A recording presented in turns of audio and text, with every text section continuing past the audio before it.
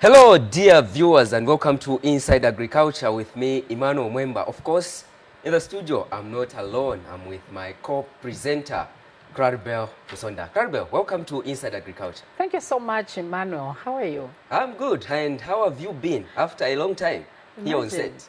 I was missing in action. Okay. Went to harvest.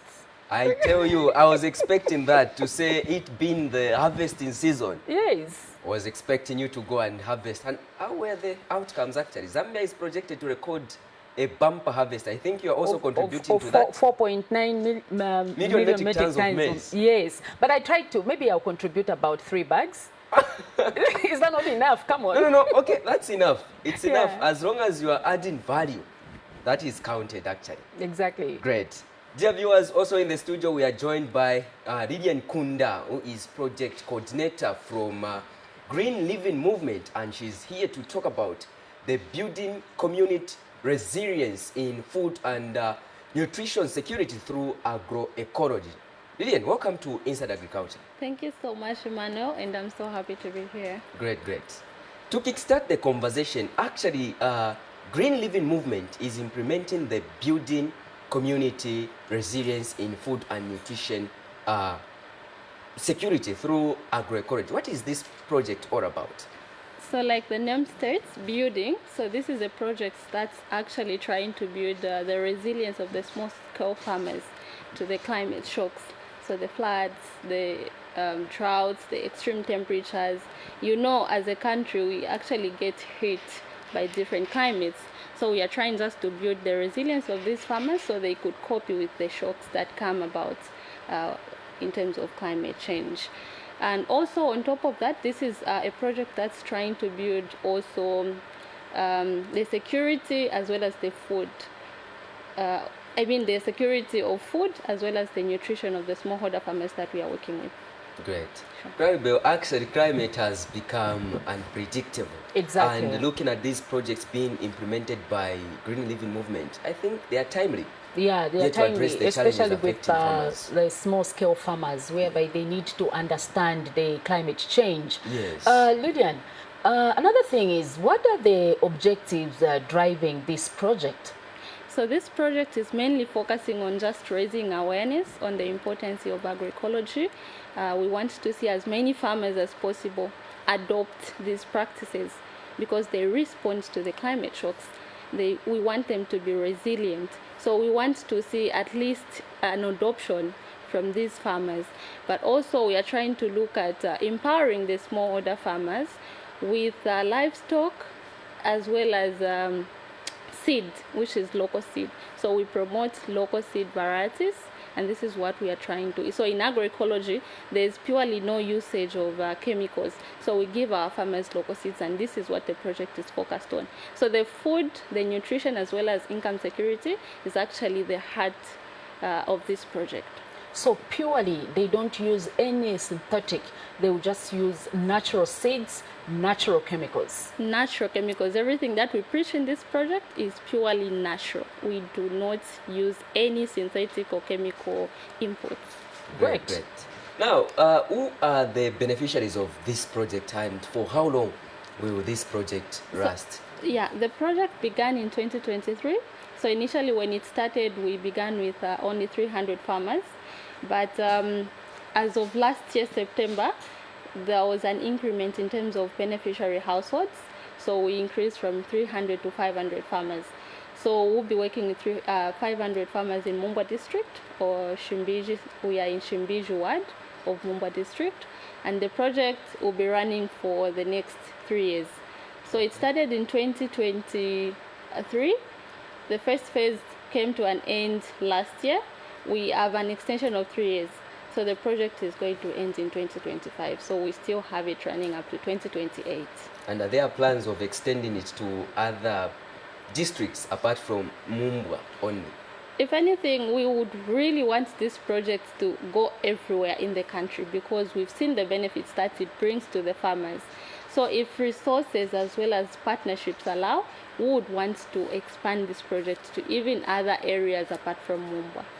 So all these years you've just been implementing the project in Mumba only? Yes, we just focused on Momba, yes. Okay, so what are the key activities that are being implemented under this project?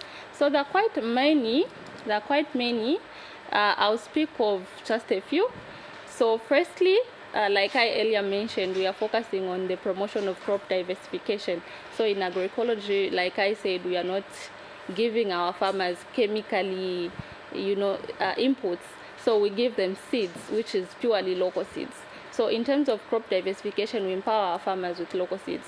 So we've also constructed a seed bank, which is community-led, and this is a bank that houses up to 56 varieties of local seeds. So when you go to Mumbwa in Shimbiji Ward of Chief Mumba, you'll find the facility there with the varieties that I've stated here. And also apart from that, we are trying to also help farmers have access to clean drinking water, not just for drinking, but also production. So one of the issues that our farmers face in Mumbwa is actually water scarcity. So just to help them, continue with the production in, for example, in drought situations, we've been putting up boreholes, but also fencing up some sites where they do gardening. And on top of that, we also empower our farmers with livestock, small livestock. So we give them goats as well as village chickens. On top of that, we've actually been working with various media houses, Zanis being one, yes, to disseminate the information about agroecology, because we also want policymakers to get to know about this, and we are also trying to push for a strategy that could actually help in terms of adopting the agroecology that we are promoting as an institution. And also, we've established a platform at district level where different stakeholders have actually been brought together. So we have the civil society organizations present there, we have government departments, we have farmer representatives, we also have traditional leaders present, as well as media houses. So these are the stakeholders that have actually been brought together to discuss issues of climate change, to discuss issues of agroecology and how farmers can actually adopt as well as become resilient to the effects. And also we just put resources together to actually implement some of the activities that help our farmers. So those are just quite a few of the many activities. If I go one by one, we can spend the whole time here. Great. So yeah. Actually, you did state that the project is in its third year. So far, from the observation that you have undertaken, what changes have you observed since the project began?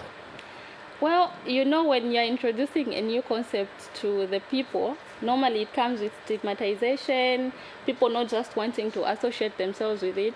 So when we started this, it was quite not so welcomed, and especially when you say agroecology, some of these terminologies that we use quite confuse the farmers. So you have to break it down to the level that they understand it. So we had to interpret it. So normally this is something that they've actually been doing. They just do not know what agroecology is. So in Tonga, we call it bulimi bukalilila. And when we mention that, they realize it's actually the practices that their fathers, their grandparents were actually practicing. So at first, the adoption rates were very low. But as we go on with our implementation, we've actually seen some overwhelming results, where when we started, a lot were actually stopping, some we lost some beneficiaries, but now a lot of people, even those that are not part of the project, want to join because they've seen the benefits of this project, so they want to join the project, they want to be beneficiaries. And also we've seen the adoption rates increasing. There was literally some of the local seed varieties had gone into extinction when we entered the district. So by building that community-led seed bank, which is sitting in Shimbiji Ward, we've actually noticed that now we have a diversity of local seeds, we have a diversity of crops that farmers have actually, and that is trying to help promote the nutrition security that we are preaching about, as well as the food. Because for a farmer to become nutritional as well as food secure, you don't have to depend on one type of food. For example, if it's just maize shima, shima in the morning, shima during the day, and shima at night. So now, I think with the coming of the project and also the promotion of the different varieties of local seeds, I think we've seen the nutritional levels going up, and also just a lot of partners wanting really to be part of this project and promoting it as well. Great. Clarabel, you know what got my attention? Yes. Is the confusion of terminologies. You may find that you are practicing agroecology without knowing. Yeah. You know, when I get chicken manure, I put in my garden. That's the agroecology. Yes. Sure. Because I'm not using the fertilizer. Very but true. We've been using that, but we don't know. And thank God you are able to explain. Yeah. You've talked about the changes in terms of livelihoods, as well as income. What other changes have you observed in the communities during your implementation of this project? The other changes that we've actually noticed, so this project is one project that's empowering farmers with small livestock. And so you know what that means to a farmer. So in a climate like ours, like this year, we are expecting the El Nino.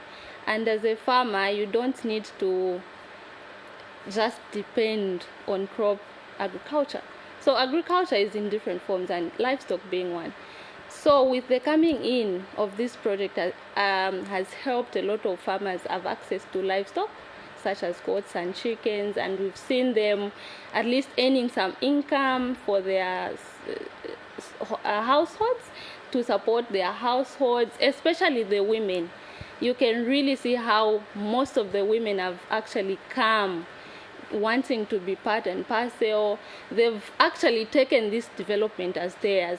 So the men, they don't want to be part of the project. We have some men, but you know, it is when a woman is the one that embraces the development, trust me, the community will not be the same. Exactly. And we are so impressed that we have so many women who are part of this project, who are driving the development of their community. Which is good for the country. Exactly. Remember the saying which says, educate a woman and you educate the whole nation. Community, so when you educate a woman in terms of agroecology farming, you are educating the whole nation, because all the children, the information will be passed on to generations to exactly. come. That's exactly what is happening, because we've noticed that even young ones now, even in schools, they're actually trying to replicate the same practices, putting up some gardens and stuff like that. So they are copying from their parents. So this is something that we've noticed. Okay, the project is working, because there was no such practices. They were not so common in the beginning, but now. And I think that also prompt me to ask this question. You have talked about schools, and education actually play an integral role in shaping our thinking capacity. How are you engaging schools, especially those who are doing agriculture science, to ensure that students are fed with right information? As an institution, everywhere we are operating, we actually work with schools. One area that we focus so much when it comes to working with school-going children is the issue of tree planting. Apart from that, we also establish home gardens. Yeah, so we teach them. So normally when we have trainings, we invite the school management to come. We invite learners to come and be part of the trainings. Whenever we are having an awareness on climate change and the effects, we invite learners to come and learn, because we know they are the future leaders. So we want them to be imparted with the right information, so that when they grow up, they know exactly how to respond to the climate shocks. And also we even support them with the right materials that they need to carry out their activities, like tree planting. For example, in Shimbiji, where we are working, we are working with 3 schools. So we've put up some sites where they do nurseries. We've fenced those sites, there's water there, then we also support them with the polypods and also seed. So we bring together the learners as well as the teachers, train them on how to grow seedlings, how to manage it. When it grows, every learner benefits. They either collect one seedling, take it home, or sell, and that money is utilized to feed the learners. You know, now the government has introduced the school feeding program. Yes. So that really helps. And also what our farmers are growing. Actually, we tell the farmers to supply what they are growing to the schools. because we want to see the nutrition of these learners improve, not just them feeding on maize, boiled maize, but having like a diversity of food, so that at least as they grow, their development is not disturbed because they're eating the right food. So, Lydian, are you saying that the school feeding program, it's now a market for those farmers to supply their products? Exactly. So meaning, what other markets did they have before the government introduced the school feeding program? We are actually still trying to pursue the government to at least provide more markets for our farmers who are in agroecology. As you know, FRA does not buy the local seeds. They refer to it as grain. And our farmers have actually been crying. So what we've done as NGOs, we haven't just been quiet. There are platforms that actually provide market for the farmers. We have what we call a National Seed and Food Festival that's held annually here in Lusaka. So we invite our farmers from different parts of the country to bring their produce, to exhibit as well as sell. So that's one platform that When does provides, it come annually? We have it every October. Oh, so we are going, man. You Yeah, should. we are going. You're We are most going. welcome. It's a You're must. It's invited. a must. Yeah. Apart from that, we also participate in national agriculture and commercial shows, not just national, from block, district, provincial, as well as national. So when our farmers are invited to these platforms, they come with their produce, they come with their seed, and these are markets where they sell their seeds and produce. Great. I also want to find out what role are local leaders and government institutions playing in the implementation of this building community resilience in food and nutrition security through agroecology. So the government, when you speak of the government institutions, the departments, you also speak of local leadership. I think these are key players. These are our key stakeholders in implementing this project, because we understand that as an institution single-handedly, we cannot do it without the help of others. So with the local leadership, these are the ones that actually help us mobilize the communities. They are the ones who help us disseminate the information. I would give an example of the village head persons. They've actually been very key in helping us disseminate the information that we want sent to the farmers. They help us bring the farmers together. You know how it is at community level. Mostly, these people have more authority than even me, an officer from Lusaka. So when a village head person says, this is what is supposed to be done, farmers are more likely to adhere. So we use them as people to help us bring farmers together. Then, for government departments, these are the people now that provide technical expertise. So we carry out trainings, for example. We are not agriculture people. I might not have an agricultural background, but I know I can handle this project because we already have these institutions established in the districts where we are operating. So we use these departments to help us carry out trainings.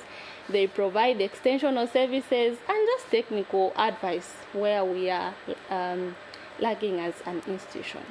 Great. So local leaders are playing a key role, especially in dissemination of information. They've got authority. Very much. And so many success stories, Madam Lydian. What about the challenges you've been facing during the implementation of this project?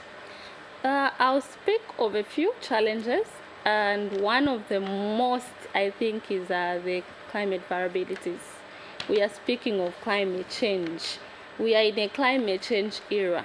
So anytime climate can change, it can overrain, it doesn't rain.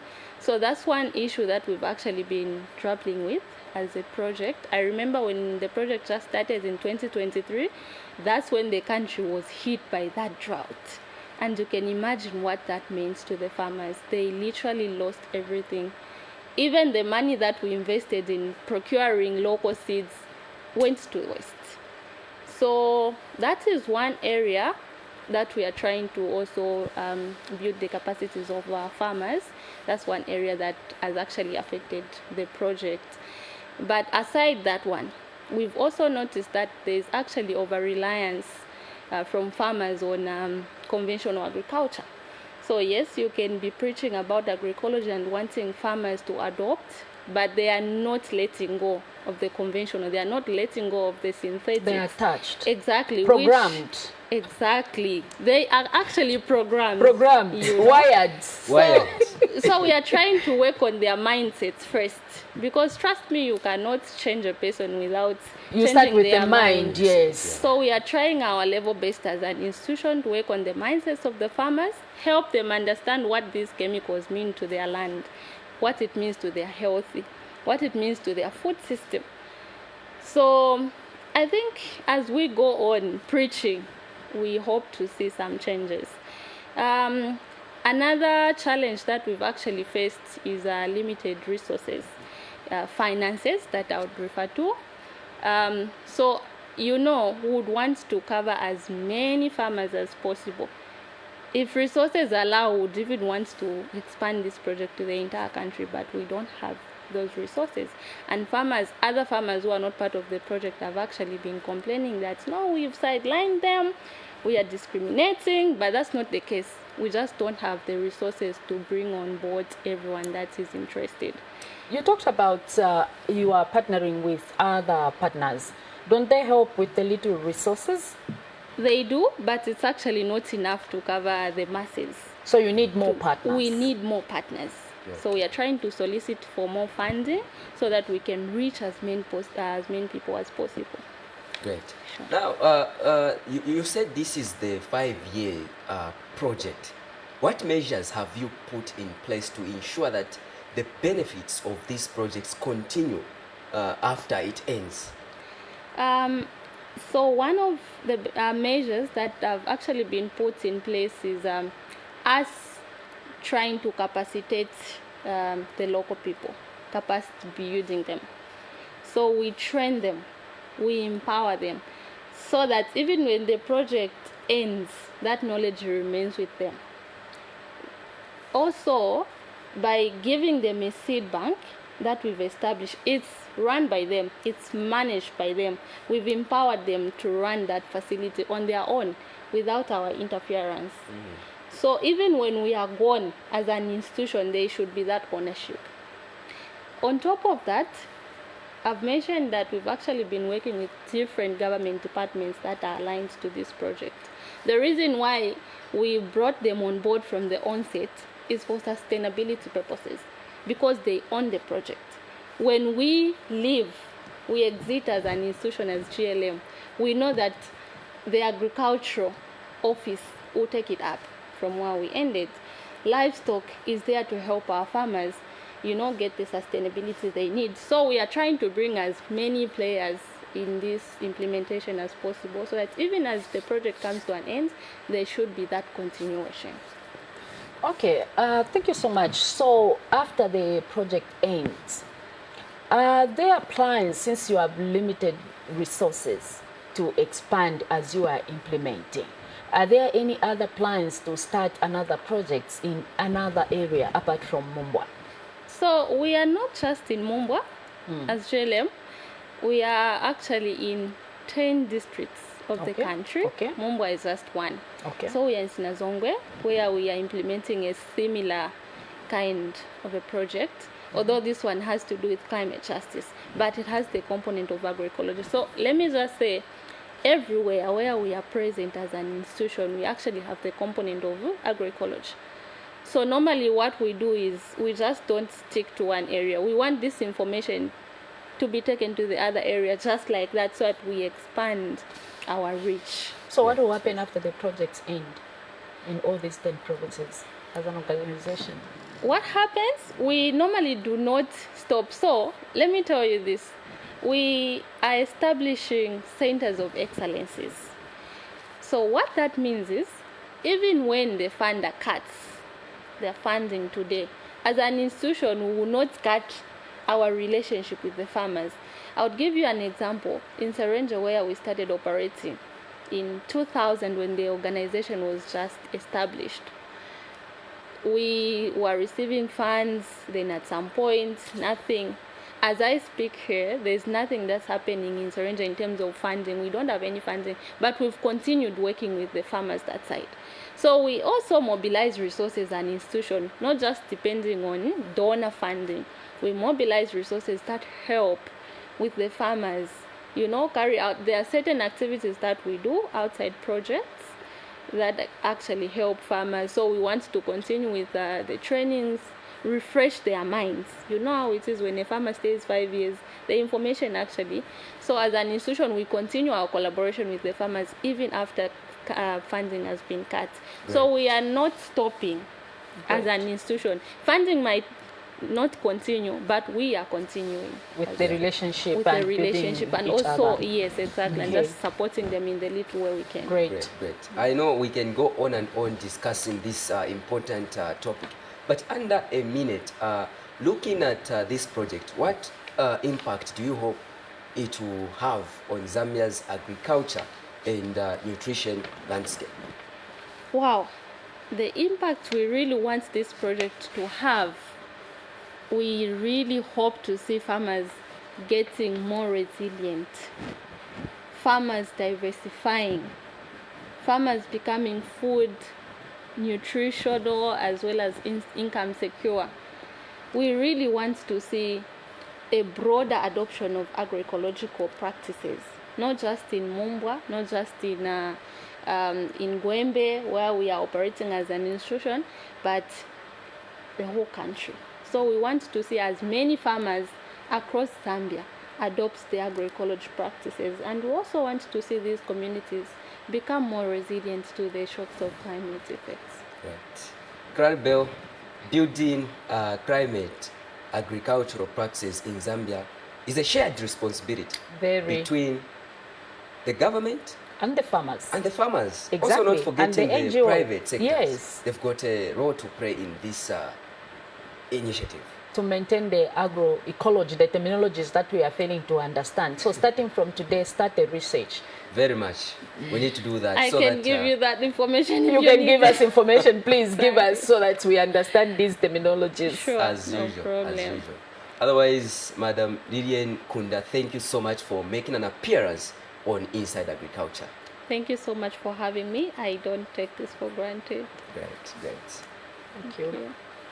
Dear viewers, this is where we've come to the end of Inside Agriculture, and in the studio we had project coordinator from Green Living Movement, who was just here to shed more light on how the building communities in food and nutrition security through agroecology project is making a real difference in communities out there. This entails Zambian communities that promoting sustainable agriculture is a shared responsibility between the government, farmers, citizens across the country, and the private sector involvement. From me, Emmanuel Mwemba, and my co-presenter, Claribel Musonda, not forgetting the entire Zanis production team, this is where we say goodbye and continue enjoying the rest of our programming.